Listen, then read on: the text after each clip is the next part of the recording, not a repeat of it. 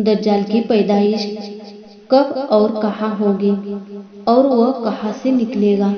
रसूलुल्लाह सल्लल्लाहु अलैहि वसल्लम ने इरशाद फरमाया, दज्जाल शाम और इराक के एक रास्ते में से निकलेगा। वह दाएं बाएं फसाद करता फिरेगा। ऐ अल्लाह के बंदो, तुम साबित कदम रहना।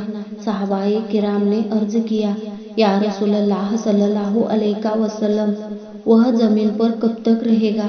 इरशाद फरमाया, 40 रोज तक। एक दिन 1 साल का होगा और एक रोज 1 माह का और एक दिन 1 हफ्ता का और बाकी दिन अपने मामूली तरीके पर होंगे। सहाबा ने अर्ज किया, या रसूलल्लाह सल्लल्लाहु अलैहि वसल्लम, जो दिन 1 साल के बराबर होगा उसमें हमें 1 रोज की नमाज काफी होगा। फरमाया, नहीं, उसमें अंदाजा करके पढ़ना। अर्ज किया, या रसूलल्लाह, उसका जमीन में चलना फिरना किस सूरत में होगा। हुजूर सल्लल्लाहु अलैहि वसल्लम ने इरशाद फरमाया, उस बारिश की तरह जिसको हवा उड़ा कर लाती है।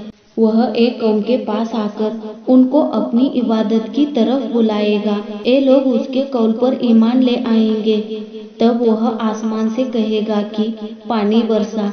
वह पानी बरसाएगा और जमीन उसके हुक्म से सब्जा उगाएगी। उस वक्त उनके मवेशी खूब मोटे ताजे कोखे भरे हुए मोटे मोटे थनों वाले होकर आएंगे। फिर वह एक कौम के पास आएगा, लेकिन वो लोग उसकी बात को उसके मुंह पर मार देंगे। वह वहां से वापस चला जाएगा, लेकिन ये लोग सुबह तक मुफलिसी की हालत में हो जाएंगे। दज्जाल एक वीरान में आकर कहेगा कि अपने खजाने निकाल। वह अपने खजाने निकाल देगा। ये खजाने उसके पीछे पीछे शहद की मक्खियों की तरह चलेंगे। वह फिर एक ऐसे शख्स को बुलाएगा जो जवानी में भरा होगा। उसको तलवार मारकर 2 टुकड़े कर देगा। फिर उससे आवाज देगा। वह शख्स हंसता हुआ उसके पास आएगा। उस वक्त उसके चेहरे पर बहुत रौनक होगी। गरज यह कि ऐसे काम करता फिरेगा कि इतने में अल्लाह ताला मसीह इब्ने मरियम अलैहिस्सलाम को रवाना फरमाएगा। वह दमिश्क के मशरिकी जानिब के सफेद मीनारे पर जर्द रंग के कपड़े पहने हुए 2 फरिश्तों के कंधों पर हाथ रखे हुए नाजिल होंगे। उनके सर से पानी के कतरे गिरते होंगे। जिस वक्त सर झुकाएंगे तो पसीना की तरह उनके सर से पानी टपकेगा और जब वह सर उठाएंगे तो मोती और चांदी के दानों की तरह वो कतरे गिरेंगे। जिस काफिर को उनकी सांस पहुंचेगी वह फौरन मर जाएगा। उनकी सांस वहां तक पहुंचेगी जहां तक उनकी नजर जाएगी। वह आकर दज्जाल को तलाश करते करते बाप के करीब घेर लेंगे और उनको कत्ल कर देंगे। फिर ईसा अलैहिस्सलाम के पास एक ऐसी कौम आएगी जिसको अल्लाह ताला ने दज्जाल के फितने से महफूज रखा होगा। ईसा अलैहिस्सलाम उस कौम के चेहरों पर शफकत के हाथ फेरेंगे और उनके सामने जन्नत के दर्जों का बयान फरमाएंगे। ये लोग उसी हालत में होंगे कि अल्लाह की तरफ से हजरत ईसा अलैहिस्सलाम को वही होगी कि मैं अपने ऐसे बंदों को निकालता हूँ जिनसे लड़ाई की किसी शख्स को ताकत नहीं। लिहाजा तुम मेरे इन बंदों को लेकर कोहे तूर पर महफूज हो जाओ। हजरत ईसा अलैहिस्सलाम हम राहियों को लेकर कोहे तूर पर महसूर हो जाएंगे। तब अल्लाह ताला याजूज माजूज को बाहर निकालेगा और वो हर मकाम से दौड़ पड़ेंगे। उनके अव्वल गिरोह का गुजर दरियाए तबरी पर होगा। ये उसका तमाम पानी पीकर खुश्क कर देंगे। फिर उस मकाम पर दूसरे गिरोह आएंगे और कीचड़ देखकर कहेंगे कि शायद इस जगह पर पहले कभी पानी था। यह कहकर आगे को रवाना हो जाए और जबले अहमर के करीब पहुंचेंगे। यह बैतुल मकद्दिस का पहाड़ है। और फिर आपस में कहेंगे कि जो लोग जमीन पर आबाद थे उन्हें तो हमने फना कर दिया। अब हमें चाहिए कि आसमान वालों को भी कत्ल कर डालें। लिहाजा वो अपने तीरों को आसमान की तरफ फेंकेंगे। अल्लाह ताला उन्हें दिखलाने को तो तीर खून में रंग देगा।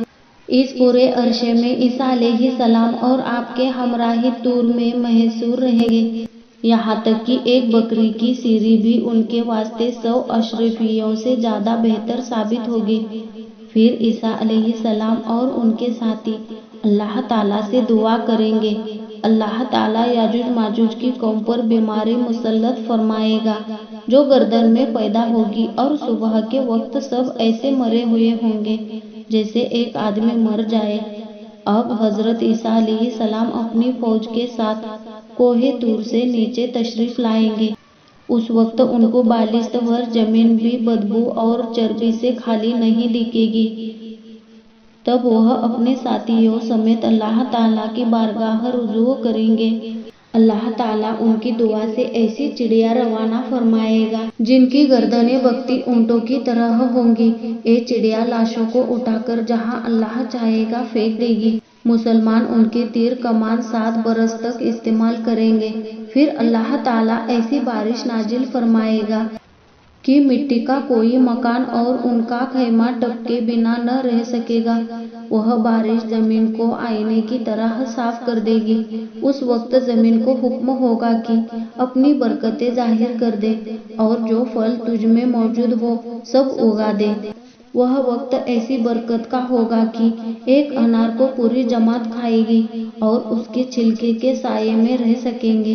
اسی طرح دودھ میں بھی بڑی برکت ہوگی، چنانچہ ایک اونٹنی کا دودھ ایک بڑی جماعت کو کافی ہوگا اور ایک بکری کا دودھ ایک چھوٹی جماعت کو، کہ اللہ تعالیٰ ایک ایسی پاکیزہ ہوا مبعوث فرمائے گا کہ وہ ہر مومن کی بغل میں پہنچ کر ان کی روحیں قبض کر لے گی اور جسم رہ جائے گا۔